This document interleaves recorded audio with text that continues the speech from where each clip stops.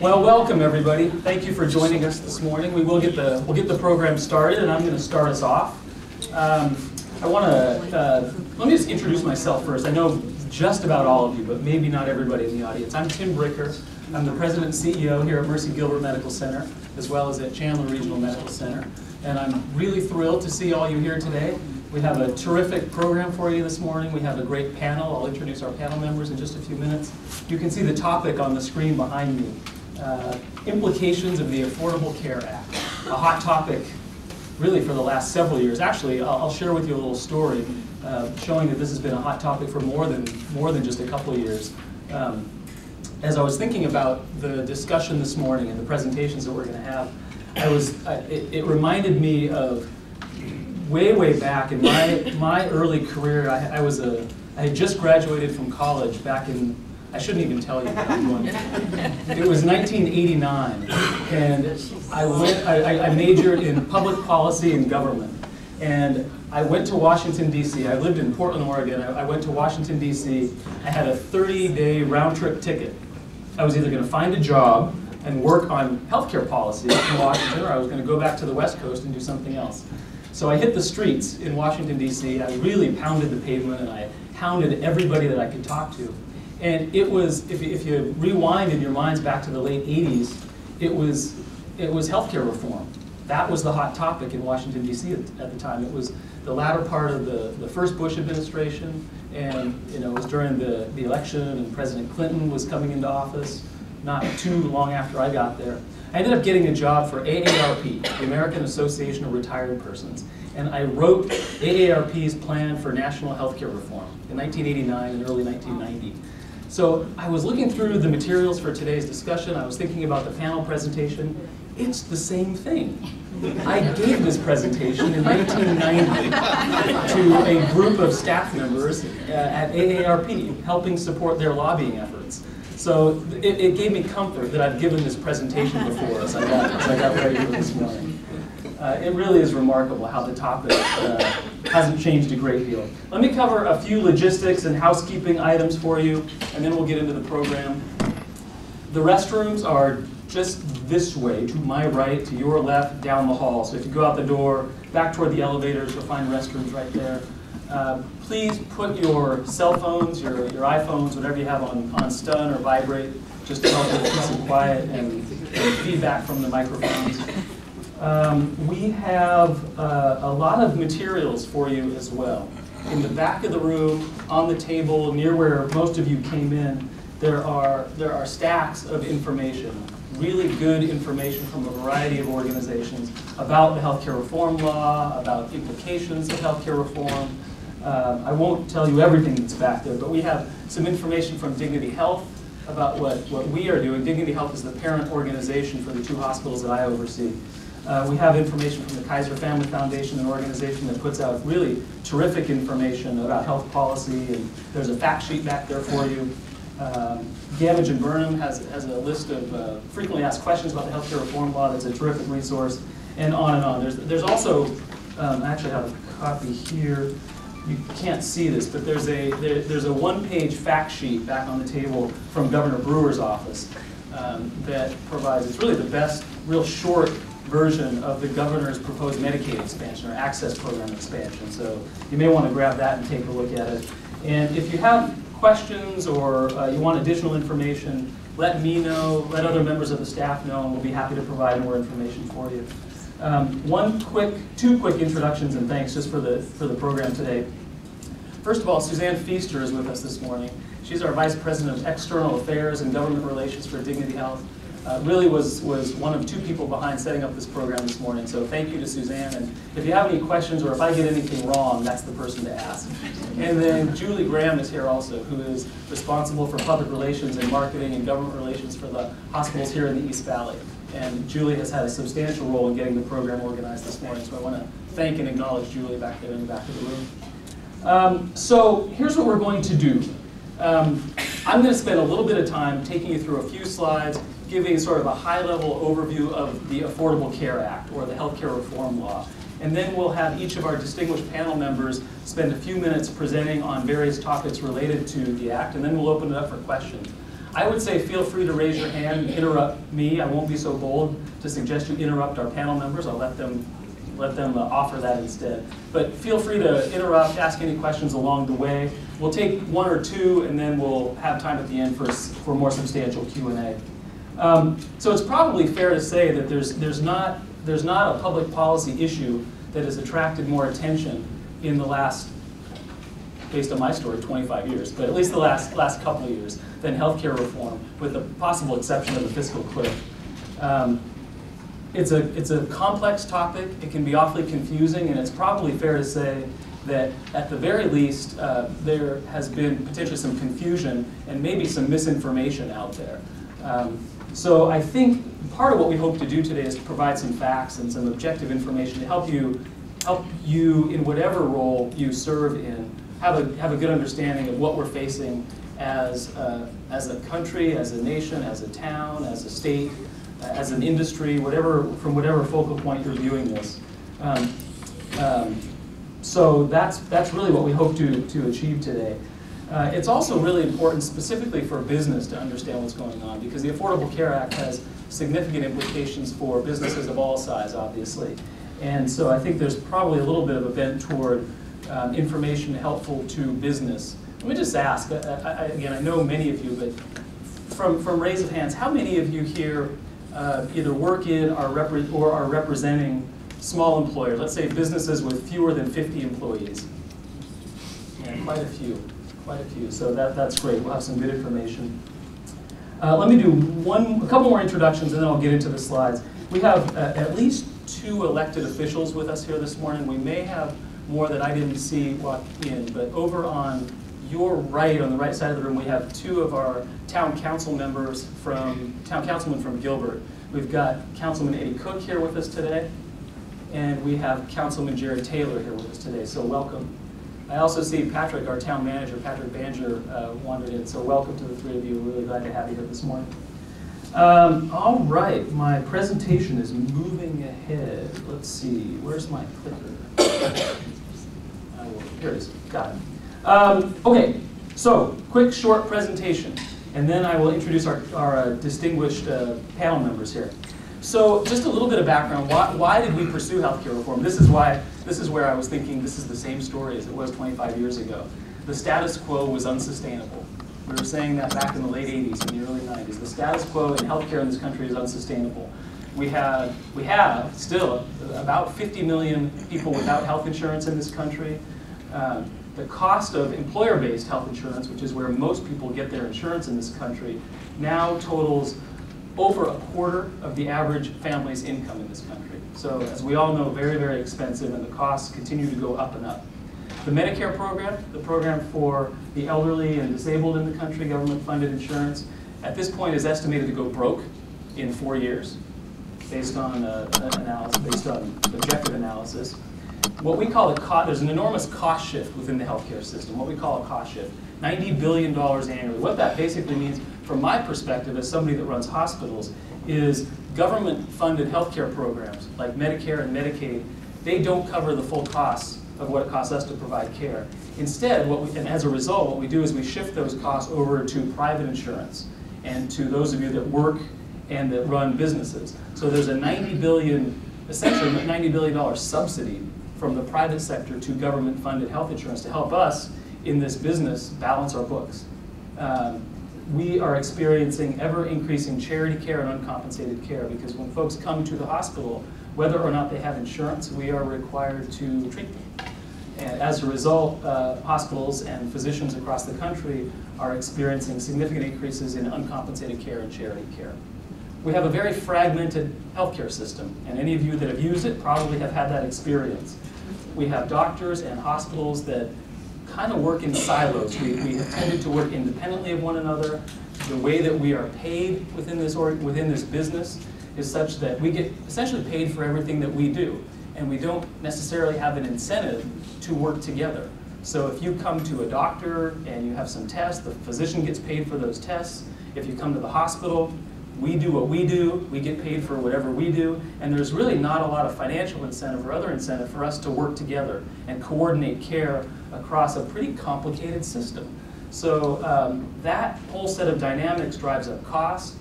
It drives down quality through lack of coordination and lack of standardization across different care providers. And by contrast, we would of course all expect that patients, that you and I should expect what we call here the highest possible outcomes. Basically, the best healthcare quality, right? You should be able to get safe care, the best care, care coordinated across different providers, and it should be at an appropriate cost. We've been far from that for a long time in American healthcare. So that's just a little bit of background on why healthcare reform. So how was the Affordable Care Act, the ACA, designed to expand healthcare coverage? Because that was obviously one of the most critical aspects of this law, expand healthcare coverage to those that don't have insurance in this country. The law is projected to reduce the number of uninsured people in the US by 32 million. So it's not 100% coverage, but it's close to 100% coverage. The way that those 32 million people are intended to get health insurance is basically split between two different ways. Half of them covered under a streamlined Medicaid program, which is called Access in this state. Access stands for the Arizona Healthcare Cost Containment System. That's our Medicaid program. The other half covered through reformed commercial marketplace, through employers, through healthcare exchanges, which we'll talk a little bit more about. And then there are tax credits from the government to make coverage more affordable for people that can't afford it. And the exchanges, again, which we'll talk a little bit more about, a new entity to make coverage more accessible for people that have not had it historically.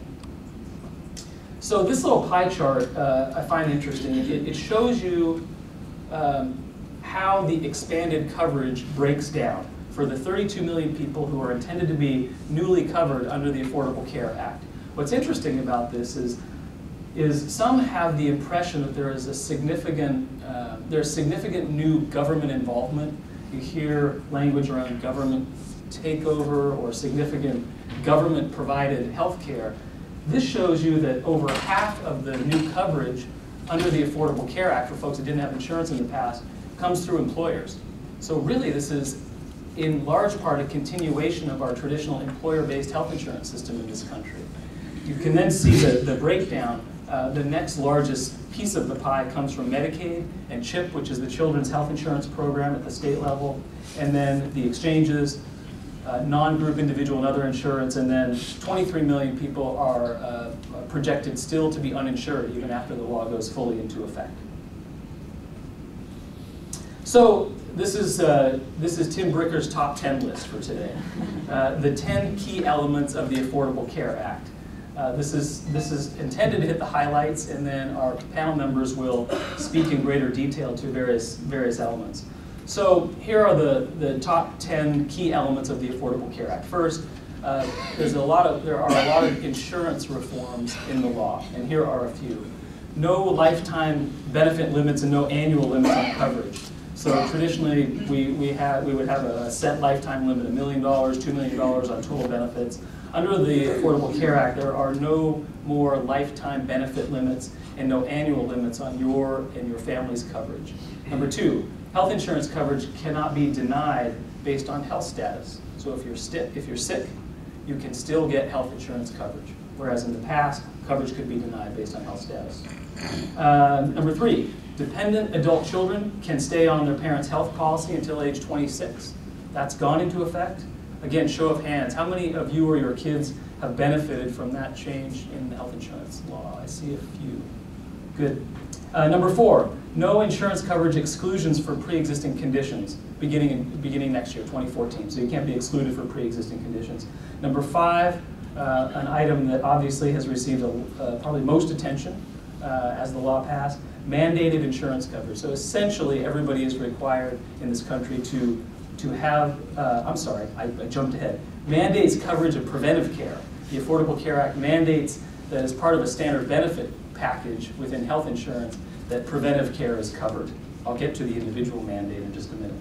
Number six, coverage can't be canceled when someone gets sick.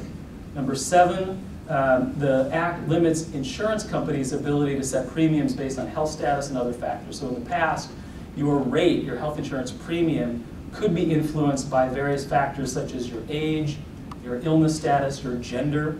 Those sorts of things are not allowed anymore.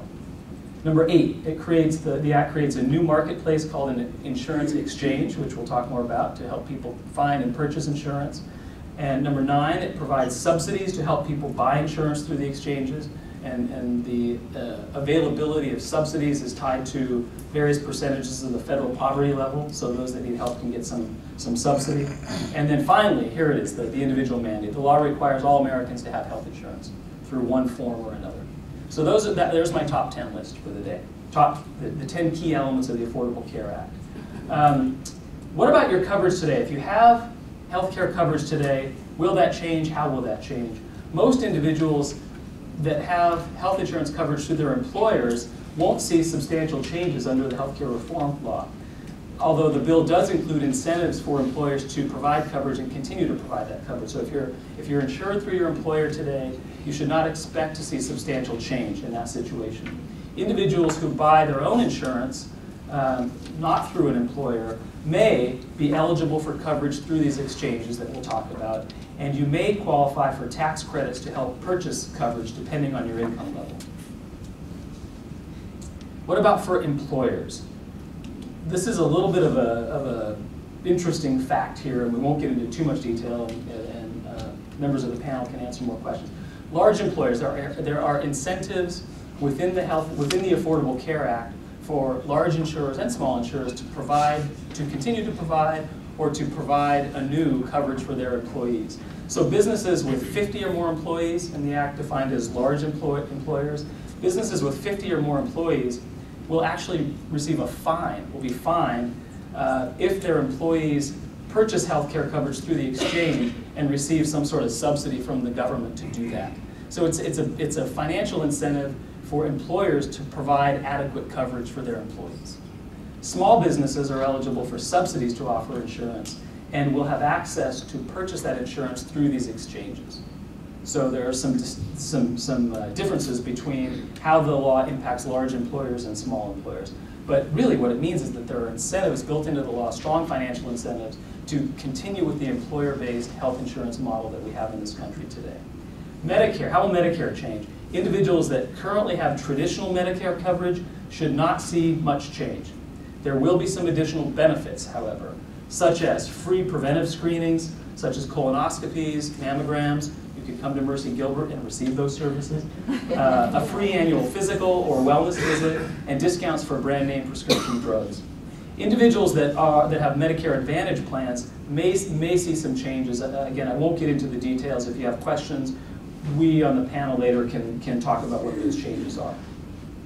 For folks that are uninsured, starting January 1st of next year, all U.S. citizens and legal residents in the country must have coverage or pay some sort of penalty. It's been called many things, but pay a penalty of some sort.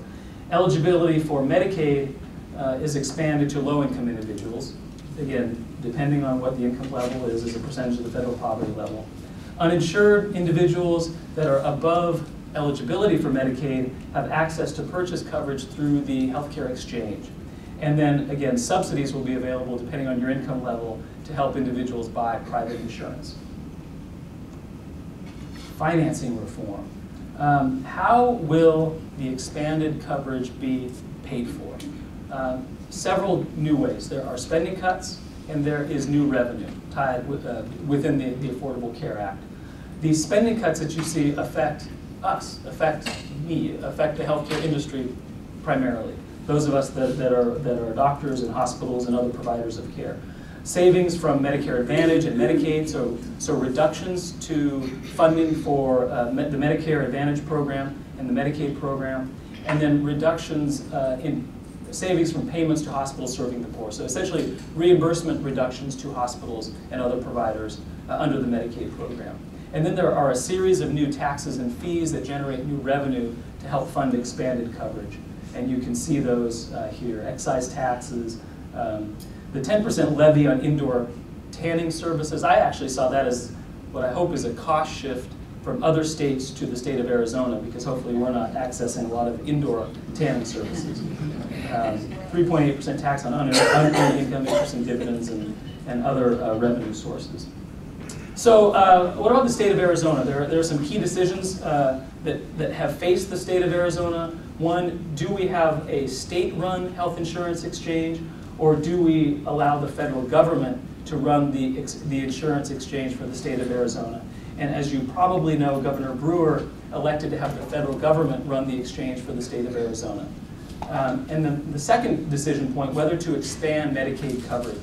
And as you probably are aware, the governor announced last week her intent to implement full expansion allowed under the law for the Medicaid program or the access program here in the state.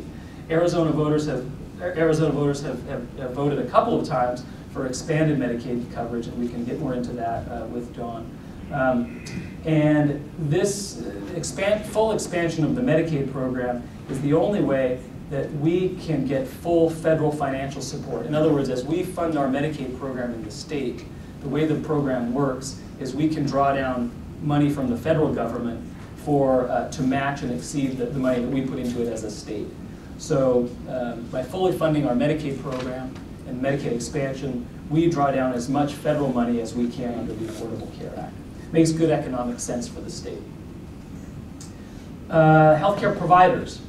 There are fundamental changes afoot, I would say, as a healthcare provider, prompted by the healthcare reform law. The first is what we call shifting from sick care to well care. And this is primarily driven by changes in how we're going to be paid for the services that we provide. Historically, we essentially operated under what we call a sick care model. We took care of you when you were sick and you needed to come to a doctor or a hospital or another provider to help get you well. And we were paid for everything we did to help make you well. We weren't paid to coordinate care across providers, across hospitals and doctors. We were paid essentially for an episode of care. You come to us, you get a test, we get paid for it. We're shifting more to what we would call a well care model, where the payment is more focused on helping you actually get the care you need in the most appropriate setting. Stay out of the hospital, honestly, because the hospital tends to be the most expensive place you can get care. Penalties for readmissions are an example. In the past, if you got sick, you came to the hospital, we took care of you, we sent you home, and you came back within a short period of time, we got paid again. That's not going to happen anymore. So now you get sick, we take care of you, you go home. If we haven't done an adequate job and you end up readmitted to the hospital, we don't get paid anymore. We're on the hook for the cost of that care. That's what I mean. Our world is switching to a world in which we're focused on actually keeping you well, keeping you home, keeping you out of the hospital, which is a total mind shift for hospitals and doctors. More primary care and less acute care. So as we get paid differently, we have a real incentive to promote the fact that you will go to your primary care physician, get preventive care, get your annual checkup, get the services that you need at the doctor's office, keep you well, keep you out of the hospital. This concept of value-based purchasing, this is a phrase that we use in the provider industry these days. What it means is when the Medicare system, when government-funded insurance organizations buy care from us, they're starting to pay us now and incentivize us based on things like quality of care, efficiency of care, not just for doing a test or providing a treatment, but they're actually giving us financial bonuses based on how well we provide that care and put it and make sure that it takes place in the right setting.